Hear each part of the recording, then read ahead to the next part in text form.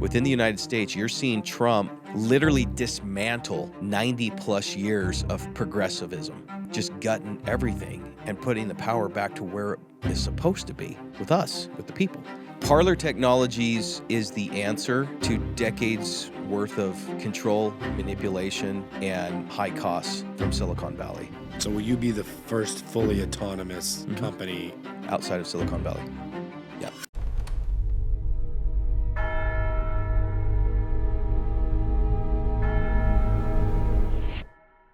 Jon, is the war on free speech over yet? Nope. Or are we still in the midst of it? Honestly, I think we're just at the beginning. Tell me more. So if we look at the war on free speech, when did it actually start? It started all the way back in around 2015, 2016, because, Trump, he's usually blamed for everything. And in reality, there's some truth to it, because he's an easy target for people, especially for the left, for those who are all about control and manipulation and that type of deal. And when he shook the world by beating Hillary Clinton, that's when you saw a massive campaign, information campaign, I should say misinformation campaign, come to light with Russia collusion and then everything that followed afterwards. I mean, his whole first 4 years in office was misinformation from the left, from the deep state, from big government, all the government agencies, that fourth branch of government. And that was exacerbated, or I should say blown up, by the support of big tech, because big tech's ideology aligned more with the left. And as we learned through Matt Taibbi and Elon Musk releasing the Twitter files, you saw the collusion between the government and big tech during that whole time. Hey, we don't like so-and-so, let's silence them, or can you throttle their reach, or, do all these different things in order to limit speech. But then it really came to light when the New York Post article about Hunter Biden was completely suppressed. And I think that was in October of 2020. And what that actually did is that showed that they did not care whether they were in secret or out in the open of what their intentions were. They were going to silence Trump and his supporters, and they were going to do whatever means necessary. And so Trump lost. And I think there's a lot of truth that's going to be coming out this year, probably in the next month or two, with that actual election.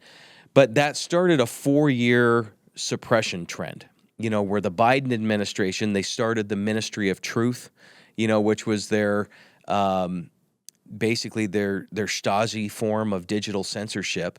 And you saw a lot of suppression happen, starting with President Trump.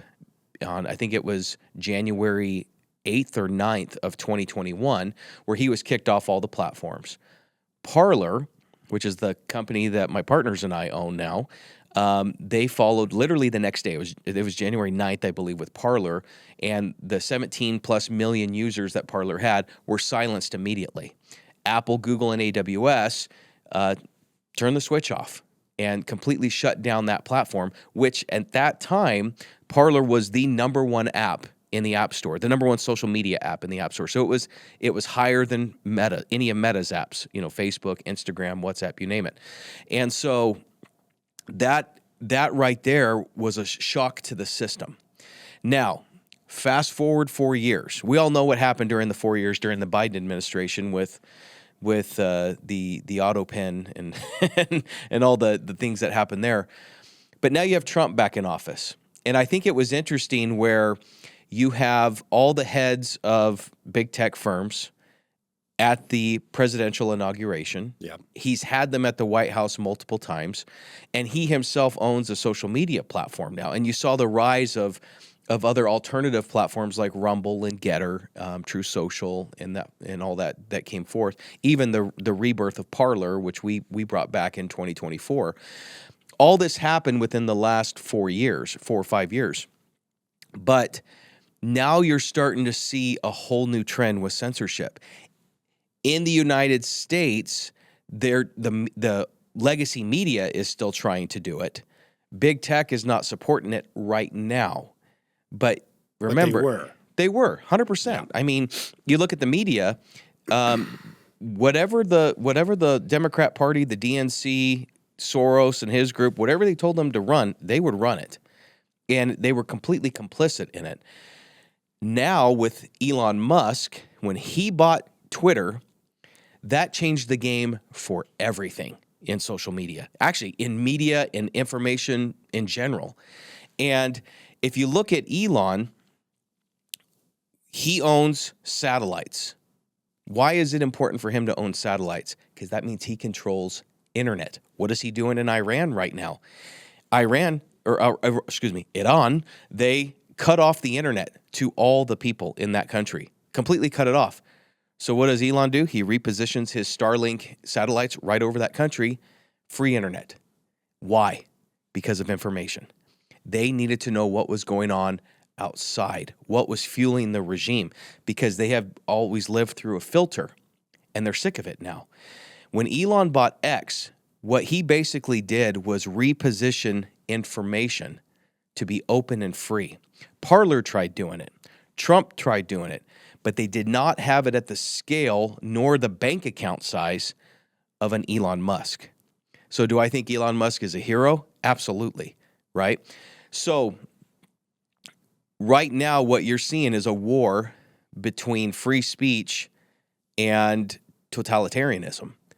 Interesting. And right now it's starting to creep back in the U.S. with everything that's going on with the Somali fraud and everything that Newsom's doing, scamming everyone in that state, where you're seeing the media try to play cover for those and the Democrat Party try to play cover for those.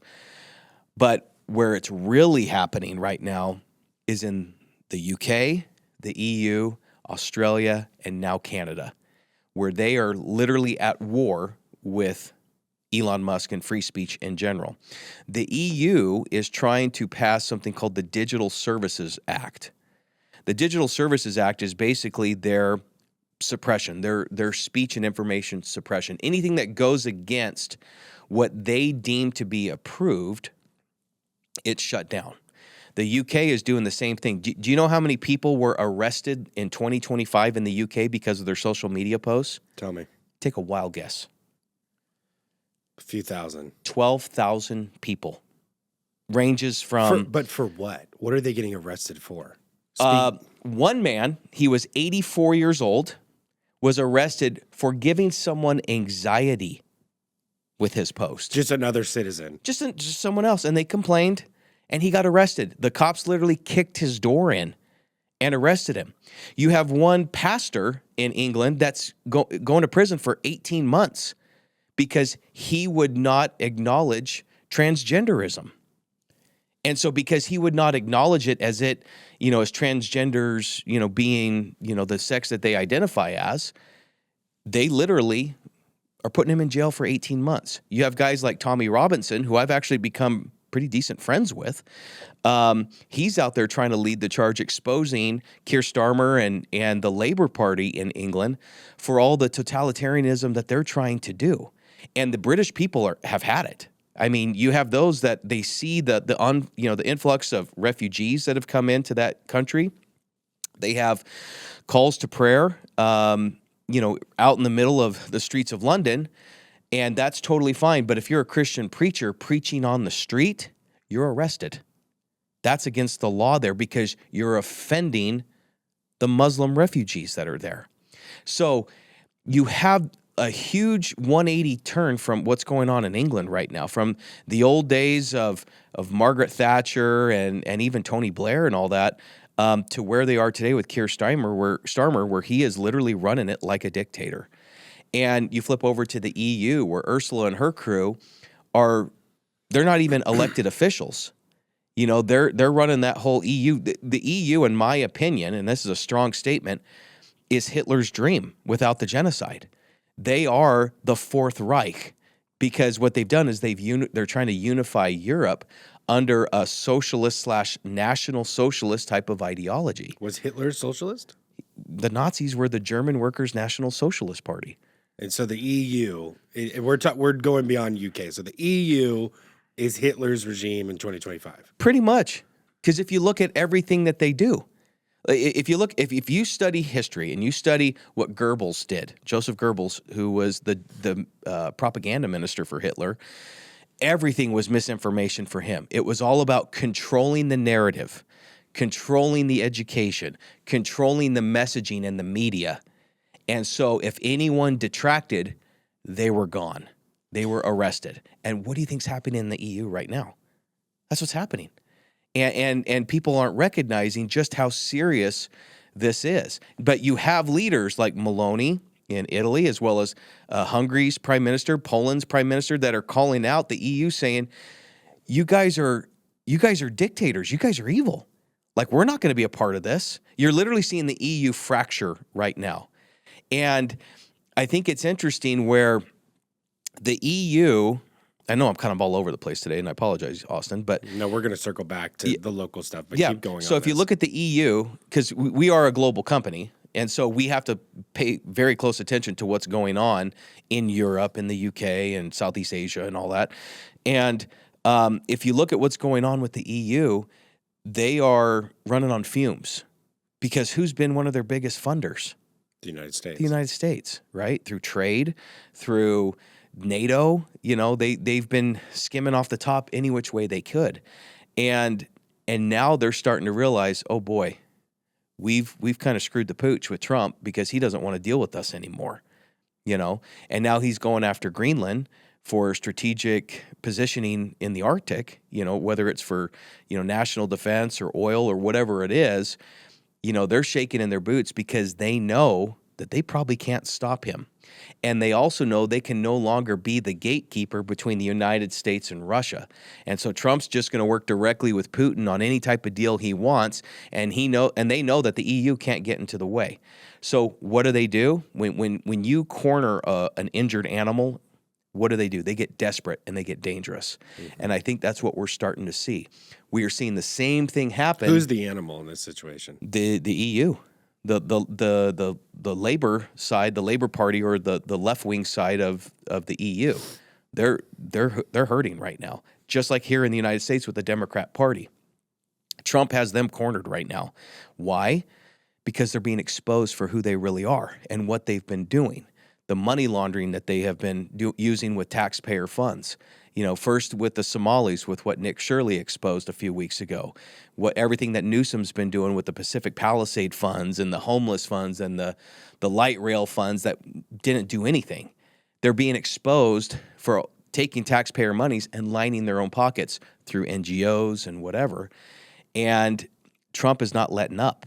And he and Doge and Elon and all of the crew, and Scott Bessent, our Treasury Secretary, they're putting a magnifying glass on it saying, oh, yeah, this is going on. Oh, actually, we're really going to show you how bad this really is, to the point where now Trump's talking about getting rid of income taxes because what's the point of paying them if it's not even going to what it's intended for? Yeah. So there's a lot going on. So, Jon, back to my original question. War on free speech in the United States. I know there's a ton going on globally right now. But here in the U.S., the Biden administration really pushed that cancel culture, as did all of his allies. And that was something we saw across the board with business owners, with people in college and university professors. And what we're seeing now is a lot of the think tanks and local policy groups, they're really going after that, and they're starting to make some ground. Same thing with donor privacy. Arizona just had a Supreme Court case rolling whereby if you're a donor, we can now protect your identity. Whereas before, the left was saying, no, if you gave to a group that was pro-life, we want to know exactly who you are. Yeah. And I always question, why do people want to know that? Well, my answer is I think they want to know that because they want to put them out of business. Yeah, enemies list. Exactly. Yeah. So someone like you who is in the trenches on social media right now, are you seeing this side gain ground, the side of social media companies saying, we're not going to listen to the government anymore. We're going to let people speak freely. If they want to speak out against something they don't agree with, we're no longer censoring it. Because before, I think it was less censorship and more of, let's push this alternative narrative and dominate everything eyeballs are looking at every single day. So what say you about the current status of the war on free speech in the United States from a social media executive perspective? So When Trump got into office the second time, they bent the knee. Big tech bent the knee to him. Yeah. They had the roundtable meeting. Everybody was there. Well, because they also knew that they were screwed if they didn't. Yeah. Where he was going to come after them, and he was going to come after them hard. Why? Because he had every right to. Look what they did to him and his family for 4 years straight. Actually, prior to that, during his first term. Oh, ripped them apart. There is not a human on earth, you, me, nobody that I know of in my circles that could withstand the hell that he was put through by big tech and the media. Oh, yeah. Right? So he gets into office, they bend the knee because they know they'll be out of business if they don't. Yeah. Right? But the problem is he's only in office for 4 years. Yeah. And then he's gone. Then what's going to happen? Right? Is there still censorship going on right now? Yes and no. There's not the fact checking like there used to be. Mm-hmm. So. And why did the fact checking go away? Because that was such a big deal during COVID. And then now, especially with everything going on with the Somalis and ending the temporary citizenship, you would think that Facebook would be fact checking the heck out of that. Okay, but so they're not. let's look at fact checking. Is fact checking actually checking the facts, or is it checking the narrative to make sure it revolves around the facts that they want put out there? What do you think it is? I think it was 100% narrative control. And why do you think that is? Because they did not want Trump to be president. It was all about Trump the whole time. What was the one thing that Trump couldn't control in 2020? Social media. No, not that at all. A pandemic. He could control. He everything that they threw at him for 4 years deflected right off of him. They threw everything at him. The one thing he could not control was a pandemic. And we're starting to see with the FDA and the NIH and all these groups being exposed for what they're doing, all the backroom deals they had with Big Pharma, just like what was announced 2 or 3 days ago, showing, just how Big Pharma was colluding with the FDA on certain FDA trials because they wanted to keep the drugs going, not the cure. You had all these things going on. It was all political. Let's pull on that for a minute. So was COVID actually manufactured 100%. by big tech and the left? You think that? I don't think it was big tech. I think it was... But big tech made money off of it. Oh, of course. No, I think, we know it was Fauci. And, Yes. because his group funded the Wuhan lab and in his China. wife was a doctor. Oh, yeah. And look how much money he made on all the patents and all that stuff. Why isn't he in jail? Oh, he will be. It's You coming think so? out. Oh, I think 2026 is the year of accountability. Year of reckoning? Yeah, I think they needed 2025 to build their cases. Because the difference between the way Trump's DOJ runs and the way that Biden's did is Biden's was spur of the moment. That's why nothing stuck. Yeah. Stuck a word? Yeah. That's why nothing was able to stick to these arrests. That's why everyone got off. No one saw serious jail time because it was rush, rush, rush. Why? To get the headline. Yeah. Right? But they didn't get the case. They didn't build the case to really show everything that they threw at them. So this time around with Pam Bondi and Cash and all them, they've been quiet, and it's been frustrating to everybody. Yeah, I think every American's frustrated that Epstein files, no one's getting arrested. Clinton is still out there flopping about. Yeah, what's happening with him and because Hillary. you have to build the case where it is airtight, Okay. where there is no room for appeal. And that's what they're doing right now. 100%. And Because the way Trump works is he'll throw out teasers so you can see where he's going. And I'm not trying to sound like a QAnon person. No, It's I don't think you are. you see how he operates. He'll tell you what he's going to do. Yeah. I'm going to take Greenland. I'm going to make Canada the 51st state. He projects it all the time. But when it comes to the legal stuff, he'll throw stuff out there, even acting like he's upset with Pam Bondi. Trump doesn't tweet for no reason. It's 100% strategic. Yeah. And he's also not the one writing the tweets. I've known that for a while. Yeah. But they don't put anything out there unless there's a specific reason for it. Okay? Let me ask you this. So Elon and Trump were a force to be reckoned with, probably the most powerful duo in modern day history. I would argue that. When they had that fight and broke up, and Elon's going to start a new political party. He's opposed Trump. Do you think that was all staged? Mm-hmm. Yeah. Why do you think that? Because the way that Trump operates, you know, and you talk to anyone that's done business with him, he is a master at manipulating the narrative, the messaging, and the deal, right? Like Barbara Corcoran from Shark Tank, she tells a story about when her company was brokering the sale of the Plaza Hotel in New York, and they had some investors, and I think they were from China, and so they're meeting in one of the boardrooms with Trump, and Barbara's there with her team, Trump's with his team, and all Trump could talk about was some garbage property along the Hudson River. And what he visioned with it, you know, how great he sees skyscrapers and apartments and hot, you know, luxury this, luxury that, and it was just garbage property. And Barbara said she got so mad because he wasn't talking about why they were there, wasn't talking about the Plaza Hotel. And she said, but that's when I realized he is the ultimate salesman, because not only did they buy the Plaza, they partnered with him on all that worthless land, and it's now pretty high rent stuff right now. Yeah. And so Trump and Elon, was there a fight there? Probably a minimal one. I mean, remember, Elon was only the Doge director for a short period of time because he wasn't, you know, it was a brand new office or position, and he didn't go through the Senate hearings or anything like that for approval. So it was a temporary job as it is.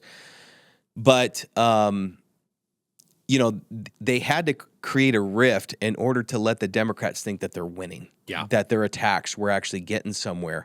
But in reality, he was letting the rope out a bit so they can hang themselves more. And now you're starting to see Doge coming back with a vengeance. But this time, it's really not going to be under Elon. It's going to be under the Treasury Department. Yeah. Because now you're talking about all the fraud with taxpayer funds that are just running rampant, billions upon billions upon billions of dollars gone, right? So the Elon-Trump separation was so temporary. I think a lot of people almost forgot about it. Mm-hmm. And now everybody is just singing hallelujah. I'm very happy right now. Yeah. I mean, I think the public, you know, coming back together for Elon and Trump, you know, of course, it physically happened at Charlie Kirk's funeral, or the big event they had at the Cardinals Stadium, and you know, and I'm sure there's some ego there too. I mean, Elon he's probably the wealthiest man in the world. Wealthiest man in the world, probably one of the most powerful men in the world. Yes, you know, Trump is the most powerful. Elon's probably number 2. Yeah, you know, and I'm sure there was, you know, Elon used to be in the boss, so there's probably some tension there. But I think overall the respect outweighed any type of tension that may have formed, and I think, like I said, 2026 is going to be a very interesting year.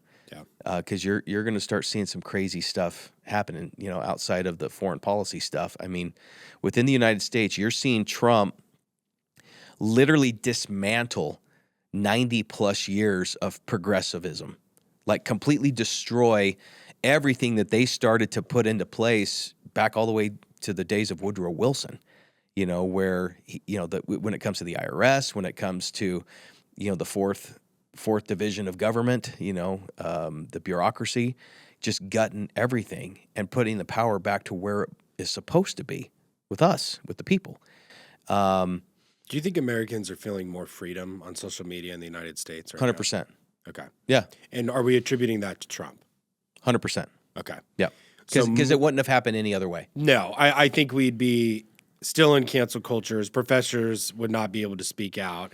The education system would continue to decline because parents are just fed up. You're even seeing people gaining ground on school choice, but I don't want to get too much into that topic. Well, think about this though. How big of a deal was it when Trump won, when it came to the ideological shift between the relationship between government and corporations? I'll give you an example. So during the Biden administration, June comes around. June is Pride Month, and you had pride flags everywhere, right? And Trump's in office. What happened to Pride Month? It's gone. It's gone. Did Trump make any announcement saying we're ending Pride Month? No. Because of we know because of how big of a collusion there was between NGOs, between the bureaucracies and all that with these corporations, those corporations had to push that narrative. Okay? This has been done before in history. In Germany in the 1930s, if you did not push this type of propaganda, if you did not push this type of education, this type of messaging, you were considered an enemy of the state, and we would put you out of business. Eventually, we would arrest you and kill you. We didn't get that far here, but we were on that same path. It's identical. Like history was literally repeating itself. If Biden stayed in office, do you think we would have continued on that path? 100%. If Kamala would have got in, yeah, I think it would have been way worse. Because we saw what she did as Attorney General in California, where she kept men in prison much longer than their prison sentence was. Why? Because it was free labor, for whatever they needed to use prisoners for. It was free labor. Is that why she did it? Oh, yeah. 100%. And then you also look at what she did with, petty offenses like marijuana possession, putting them in prison for years. For marijuana possession? So let's talk about marijuana possession for a second, though, because you have Trump reclassifying the drug again. Mm-hmm. So are we opening up another war on drugs that I felt like was important to beat? No. He's not reclassifying it as that. He's basically making it the same level as Tylenol. Okay. So it's going to be more readily available. Okay. Because I think a lot of Americans don't understand that. Correct. They think that... Because I am wondering the same thing as probably many of my colleagues and other friends are is marijuana going to go away now that Trump is reclassifying? No. Because mainstream media is saying... I think it's going to be more prevalent, especially on the medical side, with the health benefits of CBD and all that comes with that. But they're classifying it to be very similar to cough medicine or to, even to alcohol. To make it more affordable, or why? To make it more readily available. Okay. But also, you think about it. How many people are getting arrested for pot possession? I have no idea. That's a huge cost on the state, right? But in reality, and I have my own views on marijuana and all that. But in reality, when you think about it from a political standpoint and really a budgetary aspect, it makes more sense to legalize it and then create laws in order to control it. Meaning, just like you do with alcohol. Yeah. If you're driving drunk or you're driving high, driving under the influence. Same thing. You get a DUI.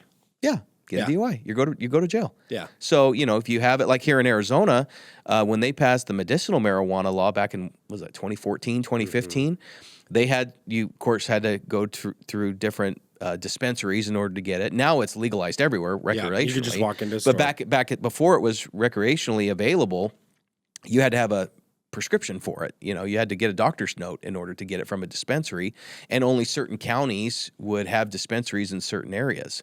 Now you can get it anywhere, and I see that happening nationwide, mainly because it's just so prevalent now. And also with RFK in there, he's turning everything upside down. Yeah.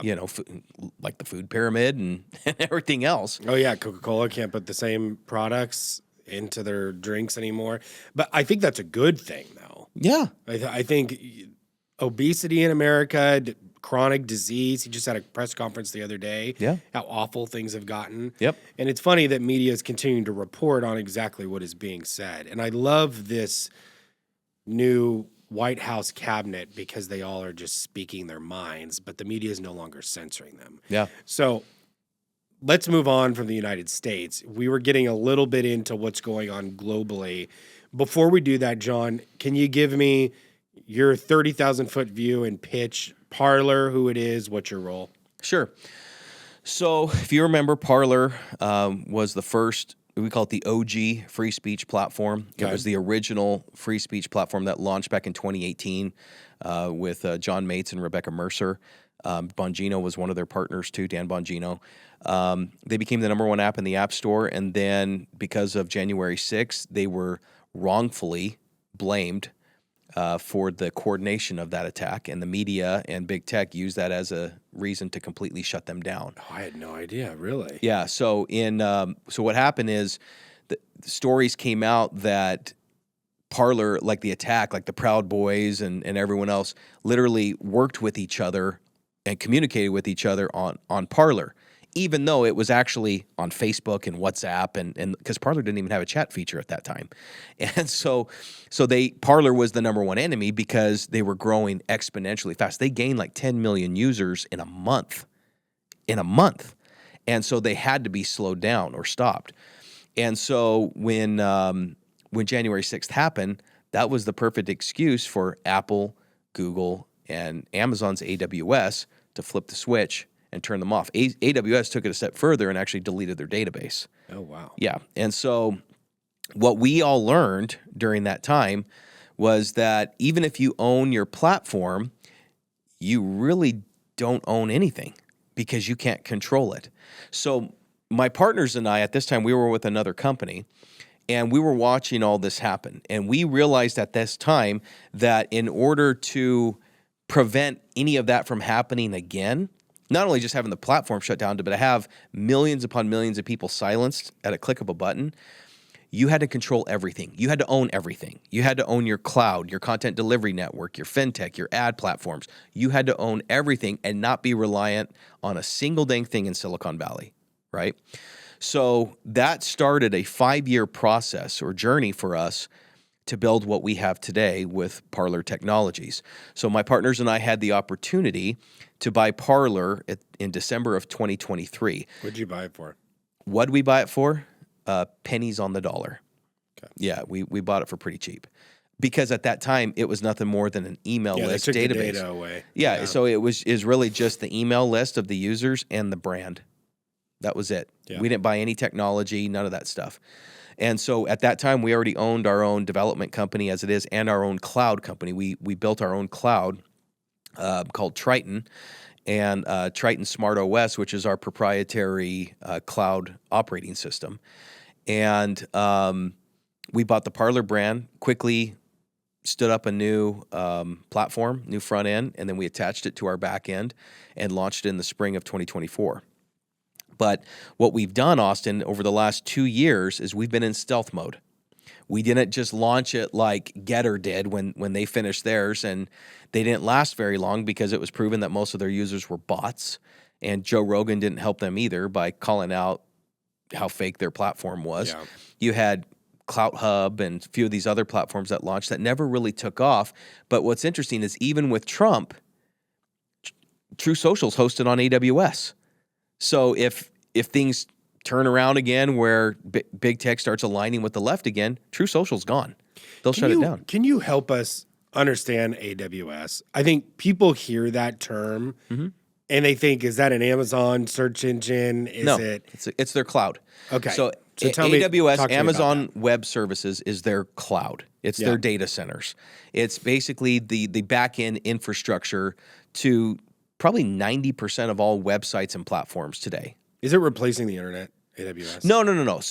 So basically, it's the hosting. Okay. So it's the data center. So the ISPs, the internet feeds into the cloud, because all a cloud is just a server, right? It's just an offsite server. Instead of it being the server being in your home, it's in a data center, right? And AWS is the largest. And then you have Microsoft Azure, which is another large cloud company. Those are the two big dogs in the field. And so AWS, like they went down, I think it was like a month or two ago on the East Coast. And you saw, it was a perfect example of how even if you own your platform, you really don't. Because you had apps like Canva and ChatGPT and a few other big platforms that are used, even streaming platforms that use it, like Hulu and Disney Plus and all, they all went down because it wasn't their data centers, right? It was Amazon's. And when Amazon goes down, everybody pretty much goes down. Not us, not Parler. Why? Because we own our own data centers. We own our own servers, our own cloud operating system. All our entire back-end infrastructure is ours. Okay. And the reason being is because in order to protect free speech, you have to protect it at all angles, right? You can't rely on somebody else that doesn't fit your ideology or your beliefs. You just have to control the whole damn thing, right? So over the last 2 years, we have built an entire ecosystem to replace big tech. So I'm not saying that we're going to dominate and all that, but to be completely autonomous and self-reliant where we don't need big tech for anything. Yep. So we launched Parler in spring of 2024. A few months later, we launched a video streaming platform very similar to YouTube and TikTok called Play TV. And then we looked at this and we said, this is cool and all, but Play TV is a lot like YouTube, TikTok, and Rumble and all that. Parler is in a big crowded field with X and Threads and Facebook and such. So we need to be able to expand further. What else can we do that's not just social media related, but can not only strengthen our platforms, but also be verticals that can make us strong overall as a company? So that got us into the blockchain world and the fintech space. And so in September of 2024, we launched Optio, which is our Layer 1 blockchain, and the OPT token, which is our true utility token. And that's available right now. It's available right now. That. Yeah, anyone can. Yeah, you can go onto a couple exchanges and buy that token. But really, what we've done is when you have your own blockchain, especially now with Trump in office, where he's making crypto the staple of everything, it put us in a very unique position. Why? Because we also own our infrastructure. So most blockchain projects that you see advertised or people raising money for, they're mostly scams. Why? Because they don't have it built. They're raising money. They're doing an ICO in order to What's an ICO, John? Initial coin offering. Okay. Just like like an IPO. And so they will do an initial coin offering or an ICO in order to raise funds to build the project. But what happens probably 8 times out of 10, they raise those funds, they disappear with the money. That's happened all the time. Yeah. You talk to anyone in the crypto space and they'll tell you how they got burned on a certain project, right? So what we did with Optio is we wanted to do something completely different and make it a real, true blue crypto project with real utility, real versatility to allow it to hit all different angles. So we designed Optio specifically to tie into any mobile game, any social media platform, any front-facing platform that has a large user base or customer base. And so that started a journey for us down where we're at today, where we're getting ready to announce a pretty amazing announcement for Optio. I can't talk about it right now, but what we're doing with Optio has never been done. Like what we're going to be announcing here in the next couple weeks has never been done before. And the reason being is nobody has the technology that we have. Not even Meta or Google or Apple have what we have, which is unique because of the way our operating system works for our cloud and the way that we've designed our blockchain. And it will allow us to do stuff that these crypto nerds have been praying for years. And it also will make viable any blockchain project that is trying to build the technology but can't because they don't have the infrastructure. We are making that possible. You're providing that infrastructure Correct. To people who want to join the blockchain. Or build their own. Correct. Okay. So, and that's all I'll say about that. But we also, in order to have that blockchain, you have to have the on-ramp, off-ramp, you have to have the wallet. Most companies out there use something called MoonPay, which is what Telegram uses for their wallet, which is what I think Rumble used for theirs. We just built our wallet from scratch. And so we built a wallet called Kiva. Don't know what Kiva stands for or what it means, but it's a cool name, right? Okay. It was available. Yeah, that's a good way to put it. You could trademark it. Yeah, we could trademark it. Yeah. But really all it is it's a DeFi Web3 wallet that does split payments between fiat and crypto, which has never been done. No wallet's been able to do that. And it holds all ERC20 Ethereum-based tokens. It's able to, we have nodes for distribution for OPT that feed the tokens into that wallet every single day as token rewards. And we have a bunch of other features that are going to be coming out here shortly with that wallet. But it really strengthens what we have. The last piece of the puzzle that we need, or two last pieces that we needed, was we needed a content delivery network. So we ended up buying a software or a technology called Edgecast, CDN, Content Delivery Network. Edgecast was originally developed by Verizon, and Yahoo and Verizon both owned it at one point. And then there was a new company that was created called Edgio, and Edgio went out of business. They went bankrupt, and we were able to buy all that IP and technology out of bankruptcy for pennies on the dollar. And it fits perfectly with our cloud. So all a CDN is, it's the technology. It's like a delivery truck that delivers a video file, an image file to your device. And then when you own your own CDN, it delivers it at rapid speed. So how does that help a social media platform? It means your platform is going to be really fast. When you own your own cloud and CDN as a social media platform, it also means that your costs are about 40% less. Okay. So it's a huge cost savings for us. We don't have to rely on marked up fees from Amazon or from Microsoft to run cloud ads and things like that. No. Okay. To run the cloud. Okay. All the cloud fees, the CDN fees. I think Rumble's paying $130 million a year for their cloud, even though they say they have their own cloud. If you have your own cloud, you're not paying $130 million a year for cloud. They're white labeling a cloud. So usually infrastructure is your most expensive line item, when you run these type of companies. But when you own the infrastructure, it's a different ballgame. Correct. So Parler, in 2 or 3 sentences, Parler Technologies rather, who are you and what do you do? You gave a lot of detail right there. So Parler, because you do a lot, but it's more than a social media platform from what you just said. Social media is that much of what we do. What percentage of what you do is social media? 10%. Okay. Yeah. Parler Technologies is the answer to decades worth of control, manipulation, and high costs from Silicon Valley. So will you be the first fully autonomous company outside of Silicon Valley? Yeah. Off AWS. Full stack. We own everything. Okay. So we're a full stack autonomous sovereign ecosystem. How much have you spent so far? Over couple $100 million? About $110 million in the last 2-3 years. $110 million. Most of it comes from us, from the partners, as well as revenue that we just throw right back into the company. We are planning to go public this year. We've already engaged with an investment bank, digital offering, which is the same bank that took Newsmax public last year.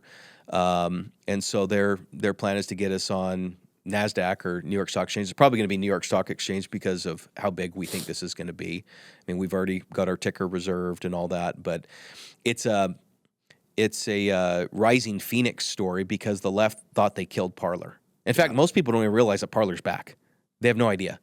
Are the Mercers still involved with what you're doing? Completely new team. Completely new team. We're Dallas-based, Texas-based,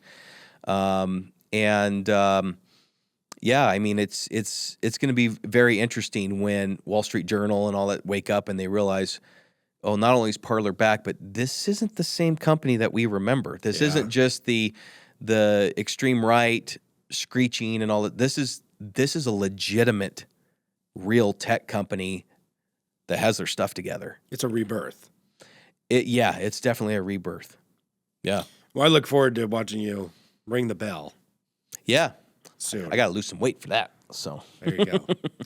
So, Jon, going back to the modern day Hitler regime in the UK and what's going on over there right now, I think you are seeing a lot more on social media. People are posting the police just showing up, entering their home. And I think a lot of Americans don't understand that that's what the Democrat Socialist Party is calling for and so many other Democratic left-leaning organizations.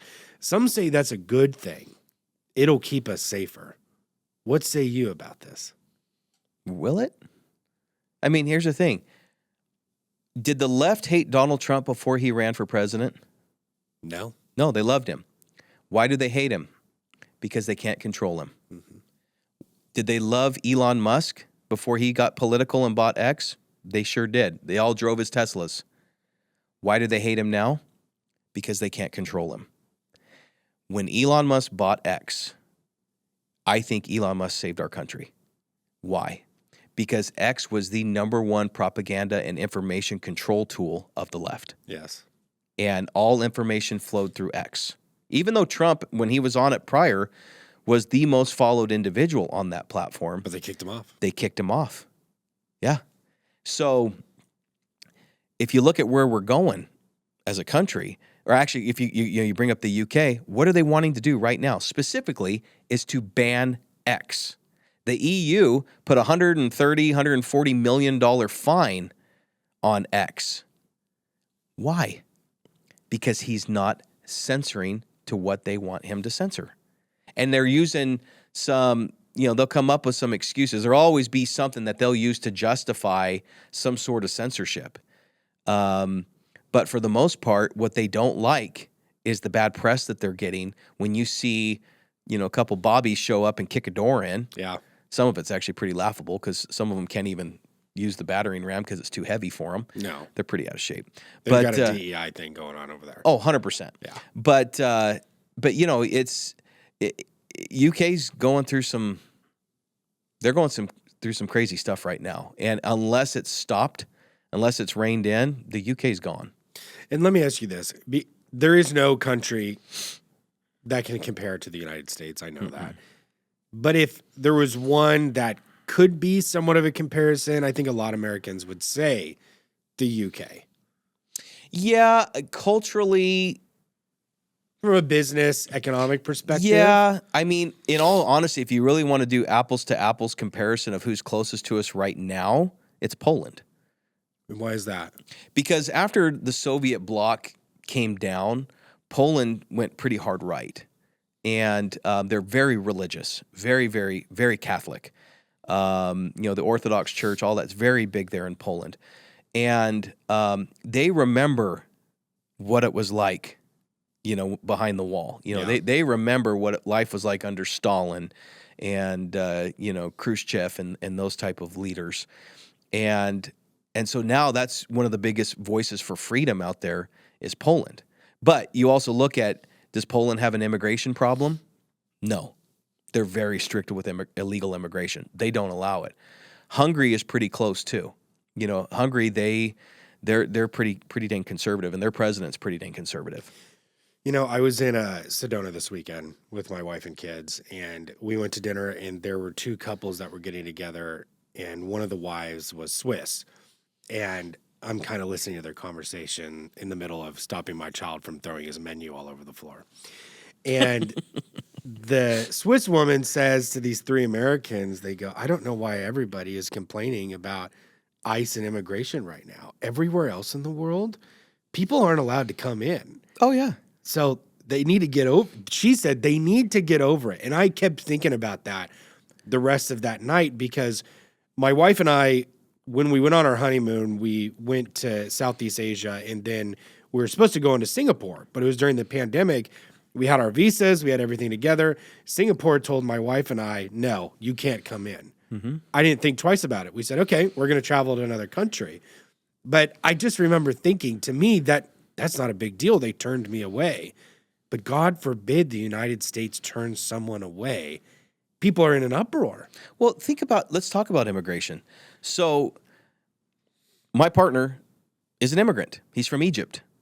And he came here the right way. He came here for school. He got his master's degree in, I think, at SMU.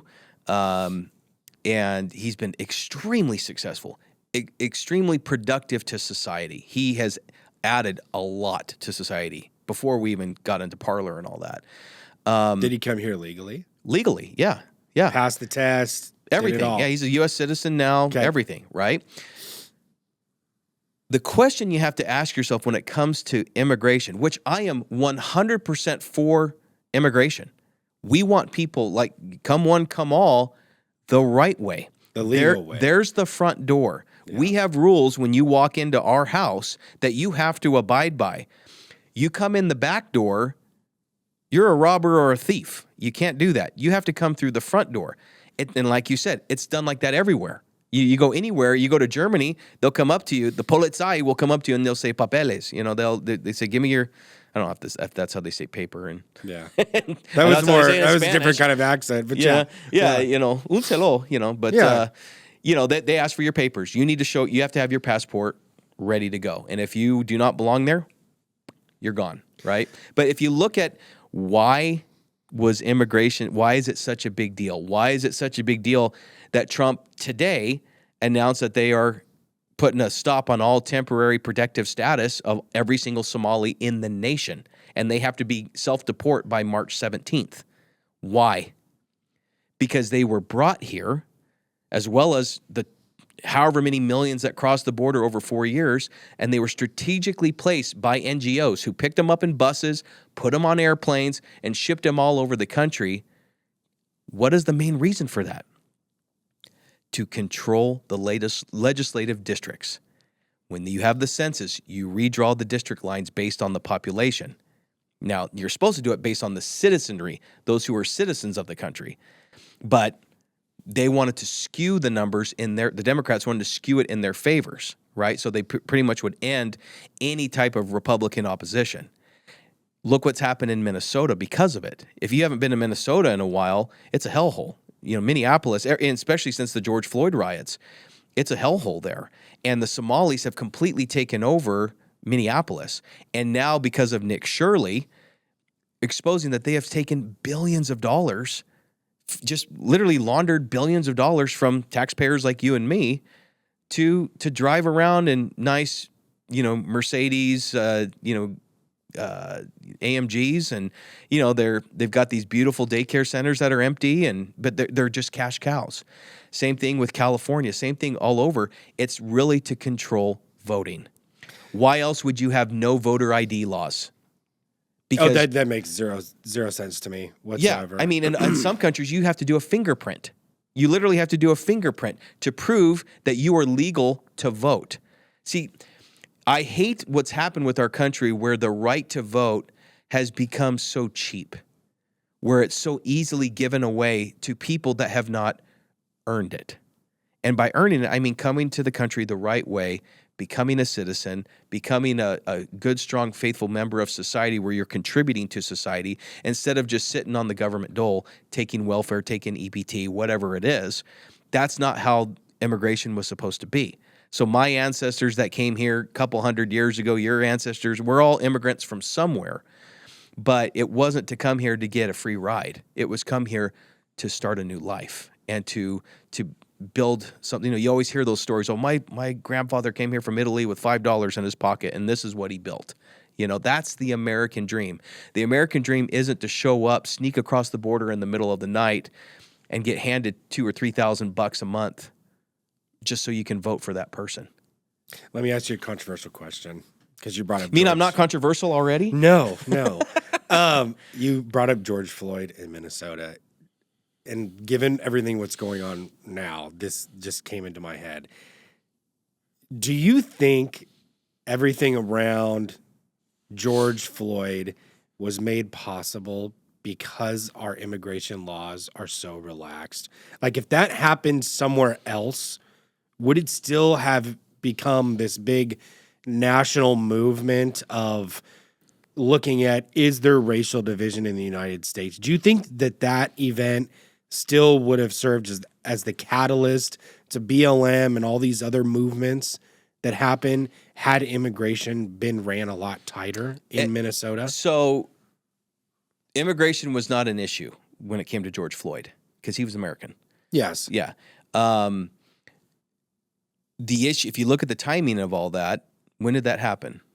That was right around the election. You know, they needed race riots. They needed, Soros needed to fuel all of his paid protesters, which is what he's doing right now. You know, all these protests that you see in Chicago, LA, Minneapolis, New York, they're all paid protesters. You know, you have people that have literally made a career protesting. Both sides pay protesters, though. Republicans do as well. Yeah, but not as much as the left. Not as much, but they're still paid, is my point. I think a lot of political propaganda right now, money controls power. 100%. Everywhere. And I think right now, even back in those days, and I think you're seeing the audit starting to happen, you know, look at the leader of BLM. What was exposed about her?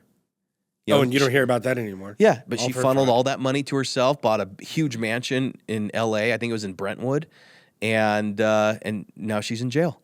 And that's just one of many stories where all those NGO funds that come from taxpayers get funded to these NGOs, get funded to these nonprofits. I mean, you know this better than anybody coming from the nonprofit world. The IRS is going to turn a blind eye to any nonprofit that fits the narrative that the big government's trying to push at that time. Yeah. And so BLM is just one of many examples. Same thing with Antifa and all that. Just follow the money. Well, and I think what's happening in Minnesota right now, it's going to be a wake-up call for a lot of charities right now operating under the presumption that they're executing their missions when sometimes they may not be. I see it all the time. I don't work with these people, but I've had client calls and prospective client calls where they're telling me what they're doing. And, much like you today, where I'm saying, tell me what Parler does in a few sentences. They can't really tell me what they're doing. There's a couple big time social media influencers and people out there that are actually running new think tanks or public safety organizations. I'll say that, what are you really doing for public safety? I hope the Trump administration starts to call on that and say, well, I'm taking away your C3 status. And then all the donors lose that tax deduction. Well, so, the big question is what if he gets rid of the income tax? Then what's going to happen to all those C3s and C4s and all that? Well, I don't think anything, in my professional opinion, because a lot of the people that are donating money now, they're doing such large amounts, it's not a write-off anymore. It's philanthropy. It's philanthropy. Yeah. It's people that care about the cause, the mission. They have the means to contribute. Like even my wife and I have modest means. I'm donating to causes. I forget to tell my accountant I made a donation. You believe in it. Yeah. Yeah. It's just, you just care. And I think philanthropy as a whole needs to continue moving that direction. But this whole write-off and tax incentive, no, it doesn't work. Especially large foundations, where the Diana Davis Spencer Foundation, one of the largest foundations in the U.S., billion plus dollars, every single dollar from that foundation is actually going to a mission-driven organization. They vet the heck out of them. Yep. More groups should follow in their lead. They've done a great job. Well, that's one of the things that we're doing with Parler. So our controlling interest of Parler, we've actually set up an L3C. The 501c3? No. So it's a low profit limited liability company. Okay. Or L3C, yeah. So it's a low profit limited liability company. And the ownership, the controlling interest of that ownership is in that entity. And basically all the funds that are going to be coming in that would go towards dividends or, big payouts to that are actually going to go to that entity. That entity is managed by a board, a separate board than the Parler board. It's strictly for that entity. And then that entity is going to be doing charitable type things that nobody's going to know about. Like it'll be literally one of those, and it's a dream that my partner and I have had, where we show up to, let's say we go to Phoenix Children's Hospital. We show up to the billing department and say, who needs their cancer treatment paid for? Give us 5 names. We write the check to each one. We walk out the door. No one even knows it's us. And the check that it comes from, we'll never be able to trace it to us. We're not looking for our names on any sides of buildings. We're not looking for our names in the newspaper. It's because God has blessed us so much with what we have, we are duty bound to Him to do the same. And so that's one of the really cool things that we made a decision of. It's like we have no plans on being multi-billionaires and to go out there and live the high life on yachts and whatever else billionaires, I don't know. For me, it's I got to go to my kids' baseball practice and my girls' dance recitals, and because that's true happiness. Yeah. And if I can bless lives, if we can bless lives on that path, that's the way to do it, And but I think it's interesting that in order to get to that point, there's a lot of trials and tribulations that you have to go through in order to be able to achieve that real success. Because in my opinion, real success isn't the number of commas in your bank account or the how big that number is in your portfolio. It's how many lives did you affect in a positive way to get you to where you're at today. And that's kind of how we've literally structured our entire company to be like that, where it's not about us. It's not about the bottom line. It's to build an infrastructure, an ecosystem, and a culture where it's about everybody else and giving everybody the opportunity to have success. So Let's end on that note. sounds good. Thank you, Jon. Thank you. Good to see you. Jon, thank you for joining the American Conversation.